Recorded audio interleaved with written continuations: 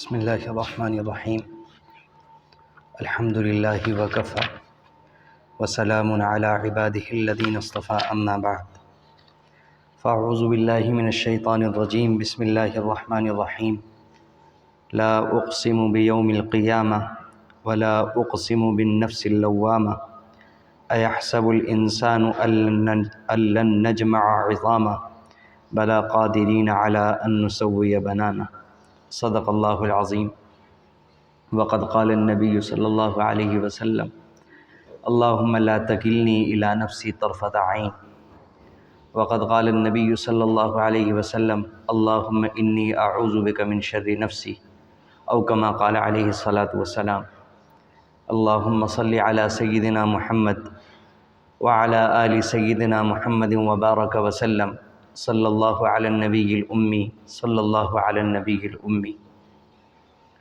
واجب الاحترام بزرگوں، قابل قدر دینی ایمانی بھائیوں اور بہت ہی عزت و احترام کے مستحق دور بیٹھی سندہی عزیز ماں اور بہنوں، میں نے آپ کے سامنے 29ویں پارے کی سورہ قیامہ کی چند آیتیں تلاوت کی ہیں۔ اللہ رب العزت نے پہلی آیت میں قیامت کی قسم کھائی ہے، لا اقسم بیوم القیامہ، کہ میں قیامت کے دن کی قسم کھاتا ہوں۔ آگے اللہ رب العزت نے دوسری قسم کھائی، ولا اقسم بالنفس اللوامہ، اور میں نفس لوامہ کی قسم کھاتا ہوں۔ قرآن کریم میں اللہ رب العزت نے ایک آیت کے بعد جو دوسری آیت نازل فرمائی ہے، اس میں بھی بڑا گہرا جوڑ اور ربط ہوتا ہے۔ اللہ رب العزت نے پہلے قیامت کی قسم کھائی اور پھر دوسری قسم نفس لوامہ کی کھائی، تو ذہن میں سوال آتا ہے کہ اللہ، آپ نے جب قیامت کی قسم کھائی اور قیامت کے بعد نفس لوامہ کی قسم کھائی، اس نفس لوامہ کا قیامت سے کیا ربط ہے اور کیا جوڑ ہے؟ اس سے پہلے کہ میں اس ربط اور جوڑ کو بیان کروں، دو تین باتیں آپ حضرات کی خدمت میں عرض کرنا مناسب خیال کرتا ہوں۔ ایک بات تو آپ یہ سوچیں تاکہ دل میں شوق پیدا ہو اور جو مضمون بیان کیا جا رہا ہے اس کی اہمیت کا احساس ہو جائے۔ آپ یہ سوچیں کہ ہم جو بھی گناہ کرتے ہیں، جو بھی غلطی کرتے ہیں، تو ہم یہ کہتے ہیں شیطان نے کروا دی، اور شیطان نے جو اللہ کا حکم ماننے سے انکار کیا تھا اور آدم علیہ السلام کو سجدہ کرنے سے انکار کیا تھا، تو اس شیطان سے غلطی کس نے کروائی تھی؟ اگر ساری غلطیاں شیطان ہی کرواتا ہے تو اس شیطان سے خود کس نے غلطی کروائی تھی؟ تو اسی سوال کا جواب آج کے مضمون میں قرآن کریم کی آیت کے ذریعے سے ہمیں ملے گا کہ صرف شیطان کے ذریعے سے انسان اللہ سے دور نہیں ہوتا، صرف شیطان ہی کے ذریعے سے انسان گناہ نہیں کرتا، بلکہ شیطان کے ساتھ ایک چیز اور ہے جسے نفس کہا جاتا ہے، اور شاید یہ شیطان سے بھی زیادہ خطرناک ہے۔ یہ بات اس لیے سمجھ میں آتی ہے کہ اسی چیز نے شیطان کو بھی بہکا دیا تھا۔ تو سارے گناہ شیطان کے ذریعے سے نہیں ہوتے، بلکہ بہت سے گناہ شیطان کے ذریعے سے ہوتے ہیں اور بہت سے گناہ نفس کے ذریعے سے ہوتے ہیں۔ ان دونوں میں ربط اور جوڑ کی بھی ایک مثال عرض کر دیتا ہوں تاکہ سمجھنے میں آسانی ہو۔ شاید اس مثال کے ذریعے سے سمجھ میں آ جائے۔ ماچس کی جو ڈبی ہوتی ہے تو اس کی دونوں طرف مسالہ لگا ہوا ہوتا ہے، اور ماچس کی جو تیلی ہوتی ہے اس کے سرے پر بھی مسالہ لگا ہوا ہوتا ہے۔ اگر ہم اس تیلی کے سرے کو اس ڈبی کے مسالے کے اوپر رگڑ دیں تو آگ جل جاتی ہے۔ شاید نفس کی مثال اس ڈبی پر لگے ہوئے مسالے کی مانند ہے اور شیطان کی مثال اس تیلی کی مانند ہے۔ جب شیطان باہر سے ہمارے دل میں خیال پیدا کرتا ہے اور نفس میں اس گناہ کے کرنے کی خواہش پہلے سے ہوتی ہے، تو جب وہ باہر سے رگڑ لگتی ہے تو آگ لگ جاتی ہے اور انسان گناہ میں مبتلا ہو جاتا ہے۔ تو اگر ہم آج کے مضمون کو اور انسان کے اندر جو گناہ کرنے کا سسٹم ہے اور گناہ سے رکنے کا جو سسٹم ہے، اگر اس کو سمجھ لیں، اور کوئی بھی شخص کسی بھی مجلس میں اگر سنجیدگی سے اپنی زندگی بدلنے کے ارادے سے بیٹھتا ہے تو اس کو فائدہ ہوتا ہے۔ ہر انسان کو وہ ملتا ہے جس کی وہ نیت کر کے آتا ہے۔ ہم بیان کرنے کی مجلسوں میں اگر صرف اس نیت سے جاتے ہیں کہ دین کی بات سنیں گے ثواب ملے گا تو ثواب مل جائے گا، اور اگر ہم اس نیت سے جاتے ہوں گے کہ ہم جو کچھ سنیں گے اس کے سانچے میں اپنی زندگی کو ڈھالنے کی کوشش کریں گے تو آپ یقین کیجئے کہ زندگی میں تبدیلی آنا شروع ہو جائے گی۔ منحصر ہوتا ہے، ڈیپینڈ کرتا ہے اس بات پر کہ ہم کیا نیت لے کر آئے ہیں، کیا طلب رکھتے ہیں۔ اس لیے اگر ہماری یہ طلب ہوئی کہ ہم گناہوں سے واقعی بچنا چاہتے ہوں گے تو یہ والا نظام سمجھنے کے بعد ہماری زندگی میں تبدیلی آنی شروع ہو جائے گی، اور اگر اس فکر کو ہم اپنے اوپر حاوی کر لیں گے اور اپنے دل و دماغ میں رچا بسا لیں گے تو پھر ہماری زندگی بدلتی چلی جائے گی اور ایک اس مقام تک پہنچ جائے گی کہ جس کو اللہ رب العزت نے سب سے بڑا کامیابی کا معیار قرار دیا ہے۔ تو بہرحال ولا اقسم بالنفس اللوامہ، ان دونوں باتوں کے بعد اس آیت کا کیا ربط ہے قیامت کے ساتھ؟ دراصل نفس کہتے کسے ہیں پہلے اس کو سمجھ لیں، بہت آسان کر کے میں سمجھانے کی کوشش کرتا ہوں۔ نفس در حقیقت انسان کے اندر کی اس کیفیت کا نام ہے کہ جس میں خواہشیں اور ارادے پیدا ہوتے ہیں۔ نفس انسان کے اندر کی اس کیفیت کا نام ہے کہ جس میں خواہشیں اور ارادے پیدا ہوتے ہیں۔ ایک بار پھر بیان کرتا ہوں میں کہ نفس انسان کے اندر کی اس کیفیت کا نام ہے کہ جس کے اندر خواہشیں اور ارادے پیدا ہوتے ہیں، اور یہ نفس تین طرح کا ہوتا ہے۔ نفس تو ایک ہی ہوتا ہے لیکن یہ تین طرح سے انسان کے اندر کام کرتا ہے۔ جب اللہ رب العزت انسان کو پیدا کرتے ہیں تو اس کے اندر کا نفس ایسا ہوتا ہے کہ اگر وہ اس نفس کو اسی حالت پر باقی رہنے دے، اور جب وہ بڑا ہوگا تو بڑے ہونے کے بعد وہ انسان کوئی بھی غلط کام کرے گا تو اندر سے اس کا ضمیر اسے جھنجھوڑے گا اور کہے گا یہ تم نے غلط کیا، اس کو ٹھیک کرو، معافی مانگو، تم نے جو گالی بکی ہے یہ تم نے غلط بکی ہے، تمہیں اس پر معافی مانگنی چاہیے، تم نے جو فلاں کے اوپر زیادتی کی ہے یہ بالکل غلط کیا، تمہیں اس سے معافی مانگنی چاہیے۔ تو یہ جو نفس ہوتا ہے اگر یہ ٹھیک کام کرتا رہے اور اس کے اوپر دوسرے قسم کے اثرات نہ آئیں تو یہ نفس انسان کو نیکی کرنے کے لیے ابھارتا ہے اور گناہ کرنے سے روکتا ہے، اور اگر گناہ ہو جاتا ہے تو گناہ کرنے پر ملامت کرتا ہے اور کہتا ہے اللہ سے فوراً معاملہ ٹھیک کرو، توبہ کرو۔ لیکن انسان کو جب بچپن سے خلاف شریعت ماحول ملتا ہے، بچپن سے وہ دیکھتا ہے کہ گھر کے اندر گانے سنے جا رہے ہیں، گھر کے اندر جھوٹ بولا جا رہا ہے، گھر کے سارے ممبر صرف جمعے میں نماز پڑھتے ہیں، گھر کے سارے ممبر فلاں بھی کام کرتے ہیں، فلاں گناہ کرتے ہیں، تو اس سے اس نفس کا جو توازن ہوتا ہے، جو کام کرنے کا صحیح مزاج ہوتا ہے، وہ مزاج بگڑنے لگتا ہے، اور وہ بگڑتے اتنا خراب ہو جاتا ہے جس کو قرآن کریم میں 13ویں پارے میں نفس امارہ کہا گیا کہ ایسا ہو جاتا ہے نفس کہ پھر وہ برائی کی طرف ہی کھینچتا ہے، نیکی کے کسی مجلس میں، نیکی کے کسی کام میں مزہ ہی نہیں آتا، صرف برائی ہی برائی کرتا ہے۔ اور ایک نفس یہ ہوتا ہے کہ شروع سے گھر کے اندر نیک ماحول ملنا شروع ہوا، ماں باپ نے نیکی کی طرف لگانا شروع کیا، نیکی کی ترغیب دینی شروع کی، اور بچے نے شروع سے ہی نیکی کی زندگی گزارنی شروع کر دی، تو اس نفس میں، نفس لوامہ میں ترقی ہوتی ہے اور یہ نفس نفس مطمئنہ بن جاتا ہے۔ اور آخر میں بیان کروں گا نفس مطمئنہ کا کیا مقام ہے۔ تو اگر انسان خواہشات کے مطابق زندگی گزارتا ہے تو یہ نفس بگڑتا ہے اور نفس امارہ بنتا ہے، اور اگر انسان نیکی کی زندگی گزارتا ہے تو یہ نفس ترقی کرتا ہے اور نفس مطمئنہ بنتا ہے۔ تو ولا اقسم بالنفس اللوامہ، اللہ تعالیٰ نے قیامت کی قسم کھانے کے بعد نفس لوامہ کی قسم کیوں کھائی؟ اللہ تعالیٰ نے اس لیے کھائی، اللہ تعالیٰ فرماتے ہیں دیکھو قیامت کا آنا یقینی ہے۔ اللہ کیا دلیل ہے اس کی؟ اللہ تعالیٰ فرماتے ہیں باہر سے دلیل کی ضرورت نہیں ہے، میں نے دلیل تمہارے جسم میں رکھ رکھی ہے۔ اللہ کیا دلیل رکھ رکھی ہے؟ اللہ تعالیٰ فرماتے ہیں کیا گناہ کرنے کے بعد تمہارا ضمیر تمہیں ملامت نہیں کرتا؟ تمہارا ضمیر تمہارا محاسبہ نہیں کرتا؟ یہ جو تم ظلم کر رہے ہو یہ غلط کر رہے ہو، یہ جو تم نمازیں چھوڑ رہے ہو یہ غلط چھوڑ رہے ہو، گانے سننے کے بعد کیا ضمیر تمہارا ملامت نہیں کرتا کہ تم نے غلط کیا؟ اللہ کے یہاں سزا ملے گی۔ اللہ تعالیٰ فرماتے ہیں کہ یہ جو میں نے تمہارے نفس کے اندر، تمہارے جسم کے اندر یہ جو ضمیر بٹھایا ہے، نفس نام کی جو چیز بٹھائی ہے کہ یہ جو فیصلہ کرتا رہتا ہے کہ تم ٹھیک زندگی نہیں گزار رہے، یا فیصلہ کرتا ہے کہ تم ٹھیک زندگی گزار رہے ہو۔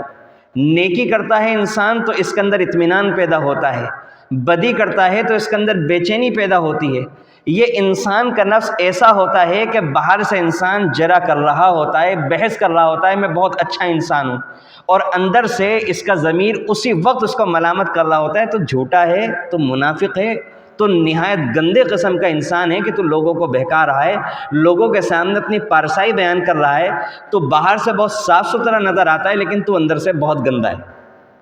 تو اللہ تعالیٰ فرماتے ہیں یہ جو تمہارے اندر یہ آیا ہے، یہ والا سسٹم یہ کہاں سے آ گیا، یہ کیسے آ گیا؟ کوئی انسان چاہے اللہ کو نہ ماننے والا ہو، اس کے اندر بھی یہ سسٹم ہوتا ہے، اس کے اندر بھی یہ نفس ہوتا ہے، اس کے اندر بھی ضمیر نام کی چیز ہوتی ہے۔ اللہ تعالیٰ فرماتے ہیں جو سارے انسانوں کے اندر میں نے ضمیر نام کی چیز، نفس نام کی چیز بٹھا رکھی ہے، اور یہ ہر انسان کا محاسبہ کرتی رہتی ہے، اس کو جھنجھوڑتی رہتی ہے کہ نہیں تم غلط ہو، برائیوں کے اوپر ملامت کرتی ہے، اسے برا بھلا کہتی ہے، اور اچھائیوں کے اوپر اس کے اندر اطمینان کی کیفیت پیدا کرتی ہے۔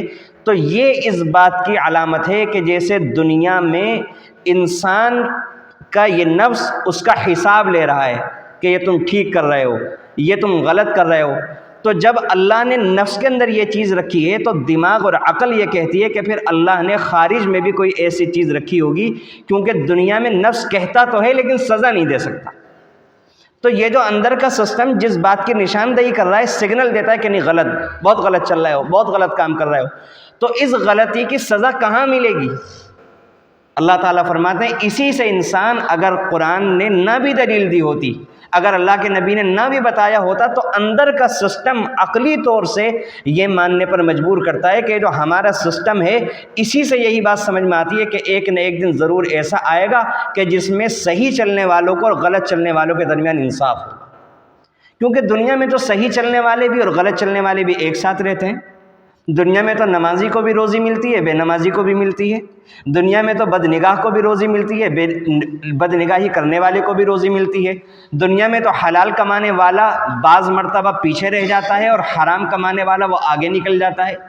تو عقلی طور سے سمجھ میں آتی ہے کہ ایک نہ ایک دن ضرور جس مالک نے یہ ضمیر اور نفس نام کی چیز ہمارے اندر پیدا کی ہے، اس مالک نے ضرور کوئی ایسا دن متعین کیا ہوگا کہ جس میں اچھائی کرنے والوں کو ان کی اچھائی کا بدلہ ملے گا اور برائی کرنے والوں کو ان کی برائی کی سزا ملے گی۔ وَلَا أُقْسِمُ بِالنَّفْسِ اللَّوَّامَةِ، اس لیے اللہ رب العزت نے نفس لوامہ کی قسم کھائی۔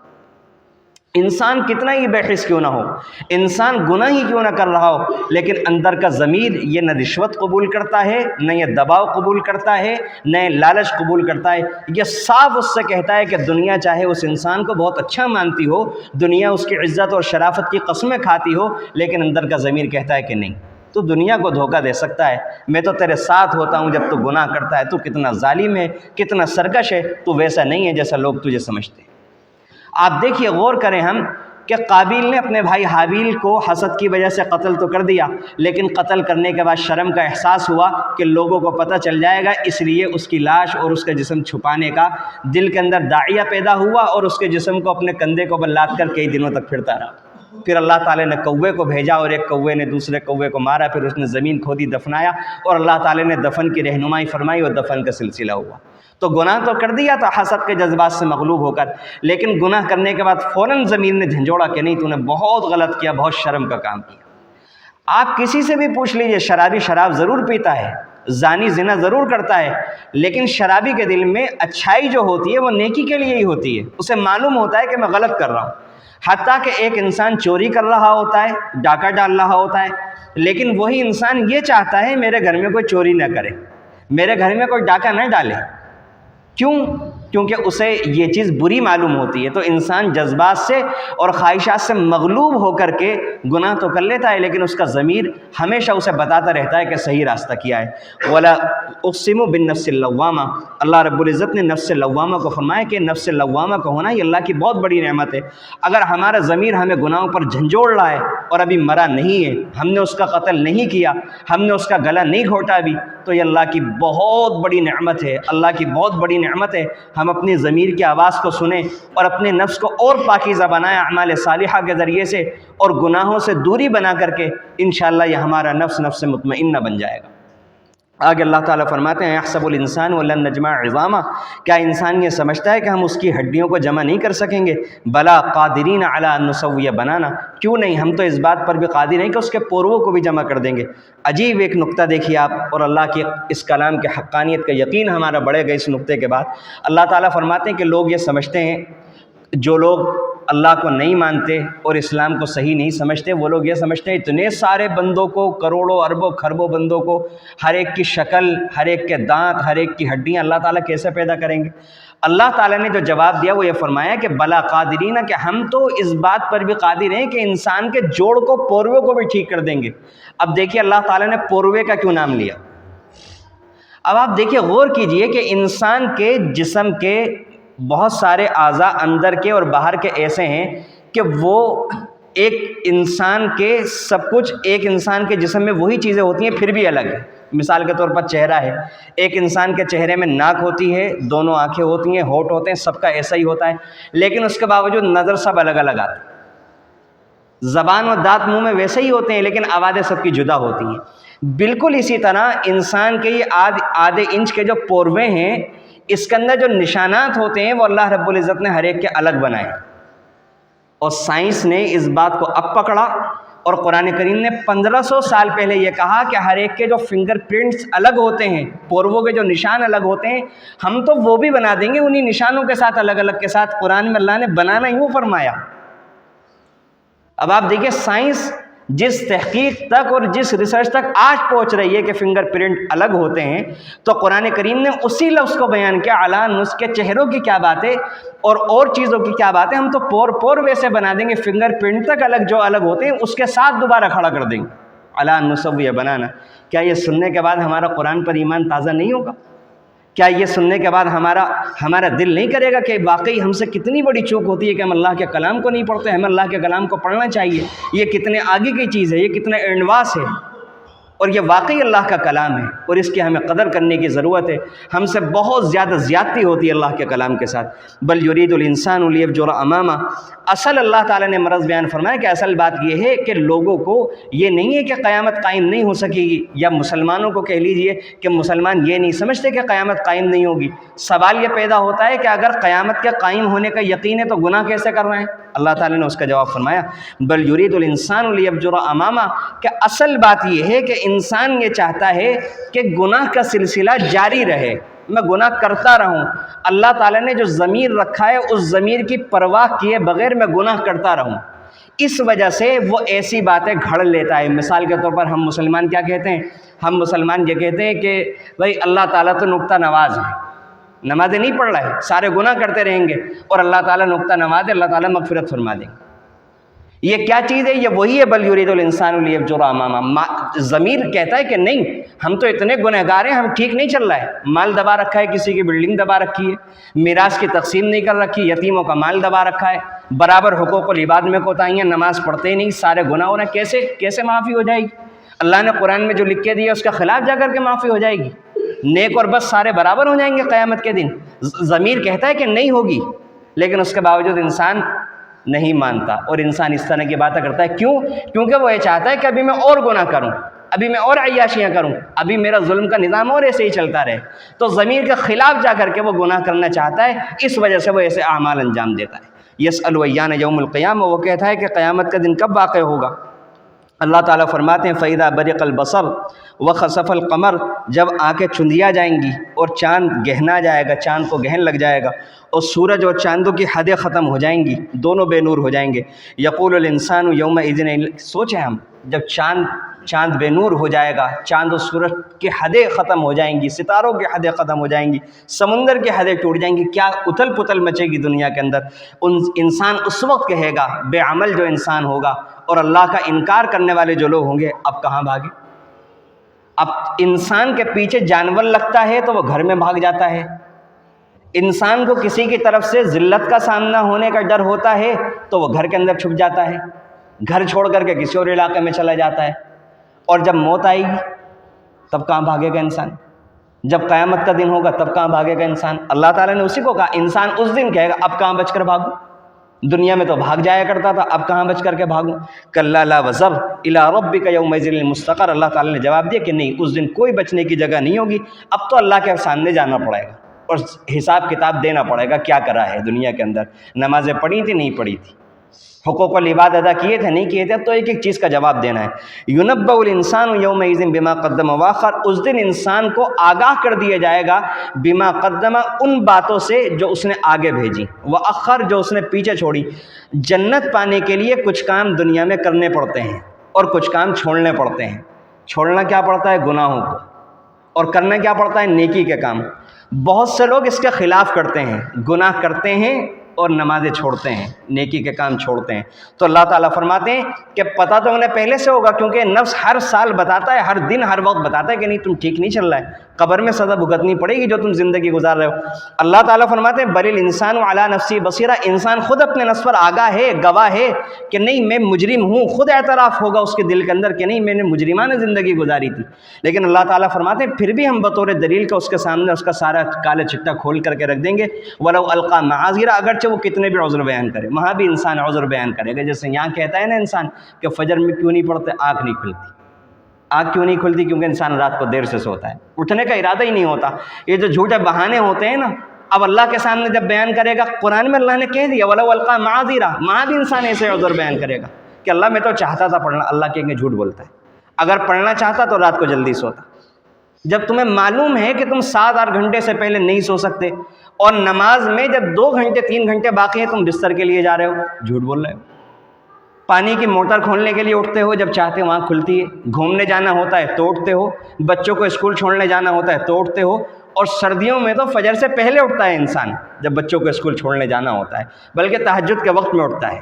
موٹر کھولنے کے لیے بھی سردی کے زمانے میں تہجد کا وقت ہوتا ہے، لیکن انسان فجر کی نماز نہیں پڑھتا، کہتا ہے آنکھ نہیں کھلتی۔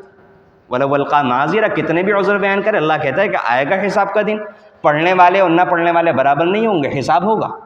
لا تحرک بہ لسانک لتعجل بہ، اس کے بعد اللہ تعالیٰ نے دوسرا مضمون بیان کیا۔ اللہ کے نبی صلی اللہ علیہ وسلم پر جب وحی نازل ہوا کرتی تھی آپ جلدی جلدی پڑھا کرتے تھے، اللہ تعالیٰ نے فرمایا آپ ایسا مت کیا کیجئے، آپ جلدی مت کیا کیجئے، اپنی زبان کو جلدی جلدی مت ہلایا کیجئے۔ ان علینا جمعہ و قرآنہ، ہماری ذمہ داری ہے آپ خاموش ہو کر کے سنا کریں، ہم آپ کے سینے میں قرآن کو محفوظ کر دیں گے، اور اس کے پڑھوانے کی بھی ہماری ذمہ داری ہے۔ فَإِذَا قَرَأْنَاهُ فَاتَّبِعْ قُرْآنَ، جب ہم پڑھوا چکے ہیں اس کو، پھر جیسا ہم نے پڑھوایا تھا، جبرائیل علیہ السلام نے آپ کے سامنے بیان کیا تھا، آپ ایسا ہی پڑھا کیجئے۔ ثُمَّ إِنَّ عَلَيْنَا بَيَانَ، پھر اس کا بیان، یعنی بعض آیتیں جن کا مطلب صاف نہیں ہوگا تو ان کا مطلب بھی ہماری ذمہ داری ہم بیان کروا دیں گے آپ کے ذریعے سے۔ اللہ تعالیٰ نے یہ والی بات کیوں بیان کی؟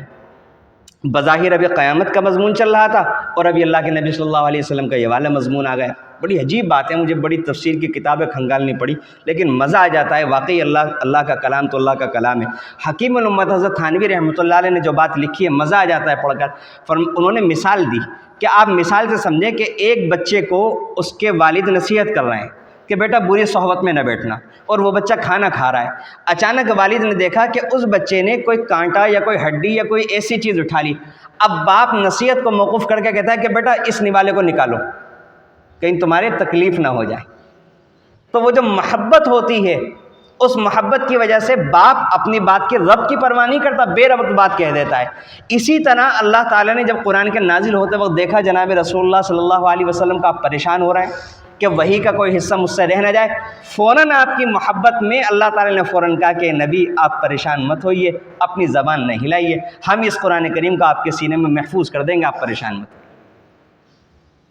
کیا اللہ کا کلام ہے، کیا محمد الرسول اللہ صلی اللہ علیہ وسلم کا مقام ہے۔ اللہ نے ہمیں دونوں نعمتیں عطا فرمائی ہیں، ہم بہت بے قدری کرتے ہیں دونوں کی، اللہ تعالیٰ ہمیں دونوں کی قدر عطا فرمائے۔ اور ایک ربط اس کے اندر یہ بھی ہے کہ اللہ رب العزت نے یہ والی بات اس لیے بیان فرمائی کہ اللہ تعالیٰ ایک مثال سمجھاتے ہیں کہ دیکھو کہ جیسے اللہ تعالیٰ نے فرمایا یُنَبَّأُ الْإِنسَانُ يَوْمَئِذٍ بِمَا قَدَّمَ وَأَخَّرَ، کہ انسان کا اعمال ہم کھول کے رکھ دیں گے۔ اللہ کے نبی صلی اللہ علیہ وسلم کے سینے میں قرآن محفوظ ہو رہا تھا، آپ کو یہ شبہ ہوتا تھا کہ نکل نہ جائے، لیکن موقع آیا تو اللہ تعالیٰ نے محفوظ فرما کے نکلوا دیا، سب کھول کر کے رکھ دیا۔ اللہ تعالیٰ نے اشارتاً فرمایا کہ ابھی تمہیں تمہارے اعمال نظر نہیں آ رہا ہے، لیکن قیامت کے دن ہم سارا کا سارا کھول کے رکھ دیں گے۔ یہ ان دونوں کے درمیان اللہ یہ ربط ہوتا ہے، بڑی باریک باتیں ہوتی ہیں۔ کلا بل تحبون العاجلہ، آگے وہی والا مضمون دوبارہ شروع ہوا کہ اصل تمہارا مرض کیا ہے؟ اصل تمہارا مرض یہ بل تحبون العاجلہ کہ دنیا کو اللہ نے نقد بنایا، دنیا میں مزے کی چیز انسان استعمال کرتا ہے تو ہاتھوں ہاتھ مزے آتے ہیں، اور آخرت میں اگر یہ کہو کہ بھی نماز پڑھو گے تو آخرت میں فلاں چیز ملے گی تو وہ تو ابھی نہیں مل رہی۔ تو اللہ تعالیٰ اسی کو فرماتے ہیں دنیا میں گناہ کرنے میں نقد مزہ آ رہا ہے، اور گناہ چھوڑنے کا جو مزہ ہے وہ آخرت میں بعد میں ملے گا، اور تمہارا مزاج یہ ہے کہ تم نقد کو پسند کرتے ہو، ادھار والی بات کو نظر انداز کر دیتے ہو۔ کلا بل تحبون العاجلہ وتذرون الآخرہ، لیکن خیال رکھنا اللہ تعالیٰ فرماتے ہیں کہ دو قسم کے لوگ زندگیاں گزاریں گے، ایک وہ ہوں گے کہ جو اس نقد دنیا کے عاشق بنیں گے اور اس کے اوپر فریفتہ ہو جائیں گے، اپنی عمر، اپنے مال، اپنی ساری صلاحیتیں، اپنی آنکھوں کی بینائی، اپنے کانوں کے سننے کی طاقت، اپنے بولنے کی طاقت، اپنی ساری صلاحیتیں سب دنیا کے اوپر خرچ کر دیں گے، اور آخرت کی تیاری کے لیے نہ وقت نکالیں گے نہ کوئی کوشش کریں گے، ساری مہلت جو اللہ نے دی تھی وہ ختم۔ اور ایک وہ لوگ ہوں گے جو دنیا بقدر ضرورت استعمال کریں گے، جیسا کہ بیت الخلاء میں بقدر ضرورت جاتے ہیں کہ دنیاوی ضرورت پوری ہوتی رہے، بیوی کی، بچوں کی، جو اللہ نے میرے اوپر حقوق رکھے ہیں وہ حقوق ادا ہوتے رہیں، اور میں اپنی آخرت کی تیاری اسی وقت میں سے وقت نکال کر کے کرتے رہیں۔ تو یہ والے جو لوگ ہوں گے دونوں کا انجام اللہ تعالیٰ فرماتے ہیں وجوہ یومئذ ناظرہ، اللہ اکبر، کہ اس دن بہت سے چہرے بہت پر رونق ہوں گے، بہت سرسبز و شاداب ہوں گے، الی ربہا ناظرہ، انہیں اپنے رب کا دیدار بھی نصیب ہوگا۔ اللہ ہم سب کو ان والے لوگوں میں شامل فرمائے۔ ہمارے اعمال تو ایسے نہیں ہیں، لیکن اللہ تعالی ہمیں اعمال کی بھی توفیق عطا فرمائے، اور اللہ تعالی اپنے فضل و کرم سے ان لوگوں میں شامل فرمائے۔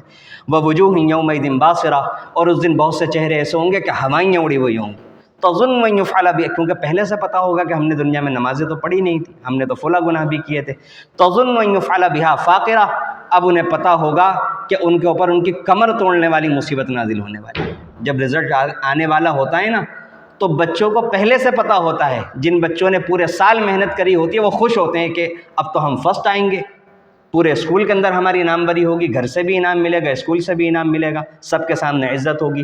اور جنہوں نے پڑھا نہیں ہوتا ان کے چہرے کا رنگ جیسے جیسے رزلٹ آنے کا وقت آ رہا ہوتا ہے ہوائیاں اڑ رہی ہوتی ہیں، کیا گھر میں پتہ چل جائے گا کہ ہم کیا کرتے تھے، ہم جو کمرہ بند کرتے تھے اور یہ کہتے تھے 3 گھنٹے پڑھ رہے ہیں اور چپکے سے کچھ اور کام کیا کرتے تھے، تو آج ماں باپ کو پتہ چل جائے گا کہ ہم جھوٹ بولا کرتے تھے، سارے اسکول میں بدنامی ہونے والی ہے۔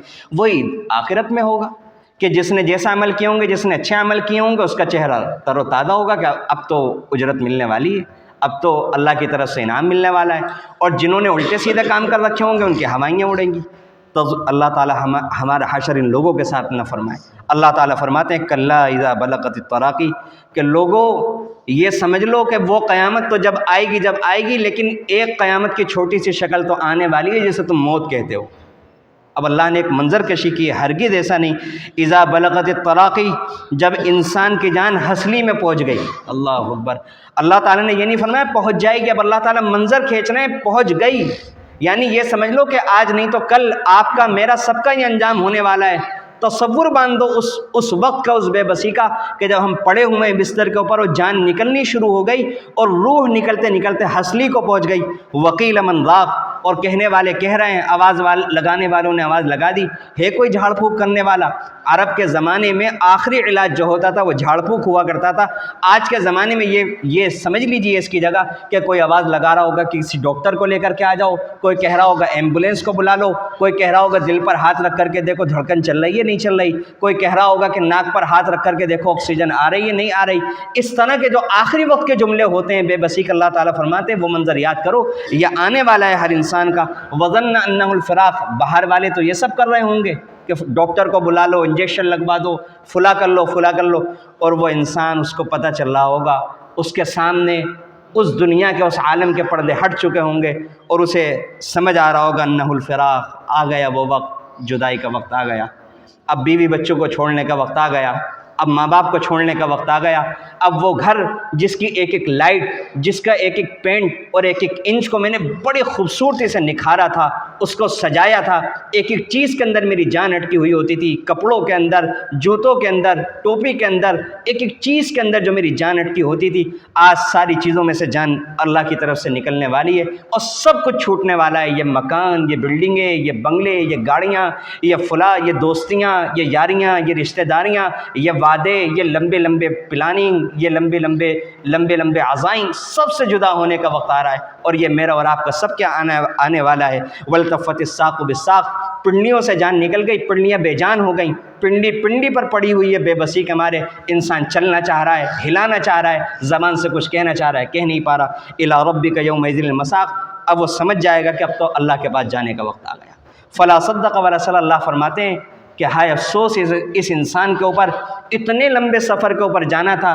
دنیا میں سفر کیا کرتا تھا، چھوٹا سا بھی سفر کیا کرتا تھا، اس کی پہلے سے تیاری کیا کرتا تھا، ساری پلاننگ کیا کرتا تھا کہ وہاں سے اتروں گا تو وہاں سے سواری کا انتظام، وہاں صبح میں یہ پہنوں گا، دوپہر میں یہ پہنوں گا، شام میں یہ پہنوں گا.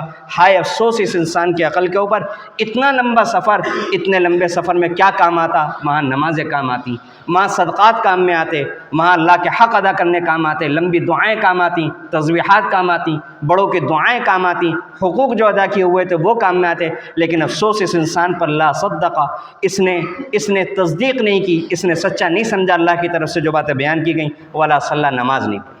آپ سوچئے ایسے موقع پر اللہ تعالیٰ قرآن میں کیا بیان فرمایا؟ نماز نہیں پڑھی. نماز اتنی اہم چیز ہے، یہ جو آج ہم مسلمان بہت آسان سمجھے ہوئے ہیں کہ جمعے کی نماز پڑھ کر کے ہمارا کام چل جائے گا. آپ سوچئے اللہ تعالیٰ نے منظر کشی کی ہے کہ وہ موت کے وقت ہی سمجھ میں آ جائے گا کہ افسوس وہاں پر تو نمازوں کے حساب سے کام ہونا تھا. سب سے پہلا جو پاسپورٹ جس کے بغیر آگے انٹری نہیں ہوگی، آگے جانے کی اجازت ہی نہیں ملے گی، وہ پاسپورٹ تو نماز ہے. جب وہی نہیں ہوگا تو آگے کا تو سارے کے سارے کام بگڑنے والے ہیں. اللہ تعالیٰ اسی کو فرماتے ہیں فلا صدق ولا صلی. علماء نے لکھا ہے اس آیت کی تفسیر میں کہ جس طرح ایمان کے بغیر اللہ کے یہاں نماز قبول نہیں ہوتی، اس آیت سے سمجھ میں آتا ہے کہ اسی طرح نماز کے بغیر ایمان بھی مکمل نہیں ہوتا. ولیکن کذب وتولی، لیکن اس نے تو جھٹلایا، وتولی اور روگردانی کی. ثم ذهب الی اہلہ یتمطیٰ، پھر اکڑتا ہوا اپنے گھر کی طرف چل دیا. مزاج ہوتا ہے لوگوں کا عام طور سے، جس انسان کے اندر مال کا، دولت کا اور اولاد کا گھمنڈ ہوتا ہے. میں نے الفاظ جان بوجھ کر استعمال کیا، یہ نہیں کہا کہ جن کے پاس دولت ہوتی ہے اور اولاد ہوتی ہے، نہیں. دولت اور اولاد ہونا الگ بات ہے، دولت اور اولاد کا گھمنڈ ہونا الگ بات ہے.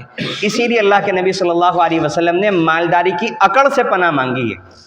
تو جس انسان کو دولت کا اور اولاد کا گھمنڈ ہوتا ہے تو اس انسان کا یہ مزاج ہوتا ہے کہ وہ عام طور سے دین کی بات نہیں سنتا، نہیں سمجھ میں آتی، اسے کوئی کتنا بھی سمجھا لے نہیں سمجھ میں آتی. اور آج ہم لوگوں کو اللہ تعالیٰ نے جتنا دیا ہوا ہے تو ہم میں سے ہر شخص مالدار ہے. معیار اونچے ہو گئے اس لیے مالداری نہیں لگتی. اگر حقیقتاً ہم غریبوں سے واقف ہوں تو ہم میں سے ہر ایک مالدار ہے. اسی وجہ سے ہمارے سمجھ میں نہیں آ رہا ہے کہ نماز پڑھنے کی ضرورت ہے. اگر اللہ نہ کرے گھر میں کھانے کو نہ ہوتا تو اس وقت جب انسان کے اوپر مصیبت آتی ہے، جب انسان کی جاب چلی جاتی ہے، جب نوکری چھوٹ جاتی ہے، تو انسان کا دماغ صرف ایک ہی سگنل دیتا ہے کہ اللہ کی طرف آ جاؤ، نماز پڑھو، دعا کرو. آنکھ بھی کھلنے لگتی ہے، نیندیں بھی اڑ جاتی ہیں اور فرائض کے ساتھ ساتھ نوافل کی پابندی بھی شروع ہو جاتی ہے. لیکن جس زمانے میں انسان کو کھانے کو میسر ہوتا ہے نا، اور جس زمانے میں انسان کے گھر میں سب کچھ ٹھیک ٹھاک چل رہا ہوتا ہے، تو پھر انسان کو عام طور سے دل کے اندر بات نہیں جاتی اور وہ سن کر کے انسنا کرتا رہتا ہے. اللہ تعالیٰ اس سے ہم سب کی حفاظت فرمائے. اولا لک فاولا، افسوس ہے پھر افسوس ہے.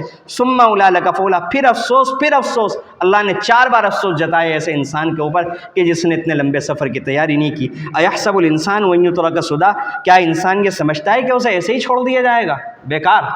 الم یکن نطفۃ من منی یمنی، اللہ تعالیٰ فرماتے ہیں کیا وہ پہلے ایسا منی کا ناپاک قطرہ نہیں تھا شروع میں جس کو ٹپکایا گیا، پھر ٹپکانے والا ٹپکا کر الگ ہو گیا. ثم کان علقہ، اللہ نے اس کو جمع ہوا خون بنایا، فخلق فسوا، پھر اللہ تعالیٰ نے اس کا خاکہ بنایا، اللہ تعالیٰ نے اس کی آنکھ بنائی، پورا جسم بنایا، فسوا، پھر اس کی نوک پلک کو سنوارا، فجعل منہ الزوجین الذکر والانثی، پھر اللہ تعالیٰ نے جس کو چاہا مرد بنایا، جس کو چاہا عورت بنایا۔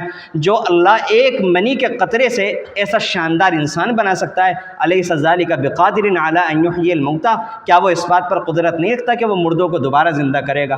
اس آیت کے آخر میں اللہ کے نبی صلی اللہ علیہ وسلم اللہ تعالیٰ سے فرمایا کرتے تھے کہ اللہ کیوں نہیں، آپ ضرور پیدا کر سکتے ہیں۔ تو ہم بھی اپنے دل میں کہیں کہ اللہ کیوں نہیں، آپ اس بات پر قادر ہیں اور آپ کی ذات ہر کمزوری سے پاک ہے، آپ سب کچھ کر سکتے ہیں۔ اور ہم سوچیں، شروع میں جو میں نے حدیث آپ کے سامنے پڑھی تھی کہ اللہ کے نبی صلی اللہ علیہ وسلم یہ دعا فرمایا کرتے تھے، اے اللہ میں آپ کی پناہ چاہتا ہوں اپنے نفس کے شر سے۔ اور ایک حدیث میں اللہ کے نبی صلی اللہ علیہ وسلم کی دعا منقول ہے کہ اللہ مجھے میرے نفس کے حوالے ایک پلک جھپکنے کے برابر بھی مت کیجیے، کہ نفس اتنی زبردست چیز ہے۔ اور سورہ فجر میں اللہ تعالیٰ فرماتے ہیں یا ایتھا النفس المطمئنہ، کہ جو انسان، میں نے شروع میں بیان کیا کہ نفس لوامہ ہوتا ہے، ضمیر ہوتا ہے، اور ضمیر گناہ کرنے پر انسان کو ملامت کرتا ہے کہ تم غلط زندگی گزار رہے ہو۔ جب انسان گناہ کرتا رہتا ہے، خواہشات پر چلتا رہتا ہے، یہ اندھا ہو جاتا ہے، نفس امارہ بن جاتا ہے۔ اس کو صحیح کیسے ہوگا؟ صحیح ہوگا اللہ کو یاد رکھنے سے، اللہ کی قدرت کو یاد رکھنے سے، اور آخرت اور موت کو یاد کرنے سے۔ جتنا انسان آخرت کے تذکرے کرے گا، موت کے تذکرے کرے گا، موت کو یاد کرے گا، اتنا اس کا نفس سدھرتا چلا جائے گا۔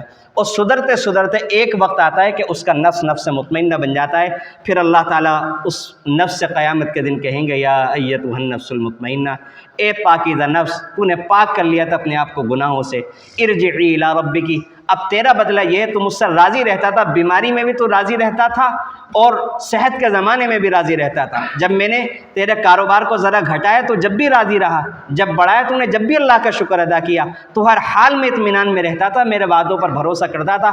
اب تیرا انعام یہ ہے ارجعی الی ربک راضیۃ مرضیہ، تو دنیا میں مجھ سے خوش رہا، اب تو اپنے رب کی طرف لوٹ جا۔ جب اس کی روح قبض ہو رہی ہوگی، فرشتے اس کو یہ خوشخبریاں سنائیں گے کہ اپنے رب کی طرف لوٹ جا، اس حال میں کہ تو اس سے خوش رہا، وہ تجھ سے خوش ہوگا۔ کیا مزے کی موت ہوگی! اس انسان کو مرتے ہوئے غم ہوگا؟ کیا فرشتے کھڑے ہو کر کے خوشخبریاں دے رہے ہیں کہ پریشان نہ ہونا بالکل بھی، اب تو تمہاری انعام کی زندگی شروع ہونے والی ہے، پروردگار تم سے راضی ہیں، تم ٹینشن کیوں لے رہے ہو، تم پریشان کیوں ہو رہے ہو؟ وہ تو تمہیں جاتے ہی تمہارے انعام اکرام کی تمہارے اوپر بارش کرنے والے ہیں۔ اور اللہ تعالیٰ فرمائیں گے فادخلی فی عبادی، کہ اب میرے خاص بندوں میں تم شامل ہو جاؤ، وادخلی جنتی، اور میری جنت میں چلے۔ لیکن ہمیں نفس کو نفس مطمئنہ بنانا پڑے گا۔ اور یہ جو رمضان المبارک کا مبارک موقع آنے والا ہے، میں نے شب برات کے بیان میں اور اس سے پہلے والے جو جمعے میں بیان ہوا تھا اس میں بھی، اور اب بھی آپ حضرات کی خدمت میں عرض کر رہا ہوں کہ ارادہ تو کرنا پڑے گا۔ اگر اللہ کی جنت میں جانا ہے، اگر قبر کے عذاب سے بچنا ہے، آج نہیں تو کل ارادہ کرنا پڑے گا، نہیں تو مرتے وقت ارادہ کرنا پڑے گا۔